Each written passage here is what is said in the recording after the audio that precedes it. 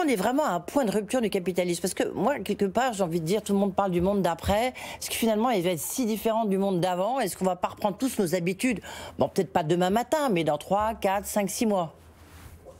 Alors, les habitudes, malheureusement, si on suit ce que disent maintenant les épidémiologistes, non, on ne va pas les reprendre. En fait, il y a des études qui se multiplient. Une étude de Harvard qui a été beaucoup citée, qui dit qu'on va sans doute vivre beaucoup d'allers-retours. On va sortir du confinement, mais on va y retourner peut-être avant la fin de l'été, parce qu'il y aura une deuxième, peut-être une troisième vague.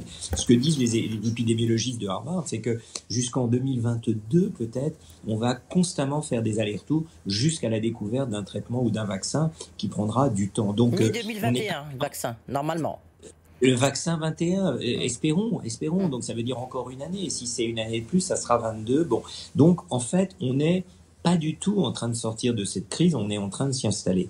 Et si on était sorti en mai-juin en disant voilà, c'est fini, bien sûr, les choses seraient reparties comme avant, peut-être même avec plus de fièvre et d'enthousiasme. Là, malheureusement, on va avoir la tête comme ça baissée pendant encore longtemps. Donc oui, je pense que nous vivons en réalité, non pas un monde nouveau, mais un moment d'accélération de ce qui se dessine déjà depuis 10 ans, c'est-à-dire cette économie numérique, ce capitalisme numérique dont c'est le moment de gloire. C'est-à-dire que ce qu'on est en train de faire maintenant, ce que font les gens sur les réseaux sociaux, la télémédecine qui est en train sans doute de connaître une phase d'accélération extraordinaire, tout ça, on s'en souviendra dans 30, 40 ans comme le résultat de ce moment de crise où on doit apprendre à vivre en ligne. Et pour moi, cette transformation du monde courant, du monde habituel en un monde numérique, c'est en effet la perte d'un grand espoir, d'une formidable promesse qui était celle que Jean Fourastier, mon héros, en fait. Jean Fourastier, oui, évidemment.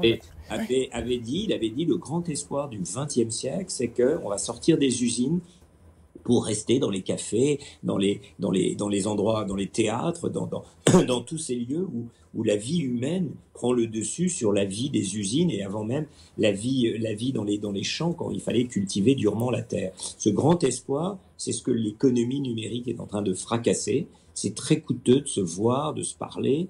Tout ce qui peut se faire en ligne a vocation à l'être. Et on voit que cette crise aujourd'hui, malheureusement, sera sans doute le signe d'une accélération de ce passage à cette vie numérique. Au fond, la société industrielle... Anti-humaniste, comme vous dites. Oui, anti-humaniste, mais pour les mêmes raisons que la société industrielle avait créé une formidable déshumanisation du monde du travail. On était à la chaîne dans la société industrielle, on est en ligne dans la société numérique. Ça n'est pas beaucoup mieux, mais c'est la manière dont on crée de la croissance dans ce 21e siècle. Et je pense qu'il faut être très attentif à ne pas lâcher la promesse humaniste de ce monde qui émerge, on va dire, dans les années 60 au profit d'une société qui cherche toujours à réduire les coûts de fonctionnement. Malheureusement, cette crise-là est l'allié objectif de cette transformation du monde.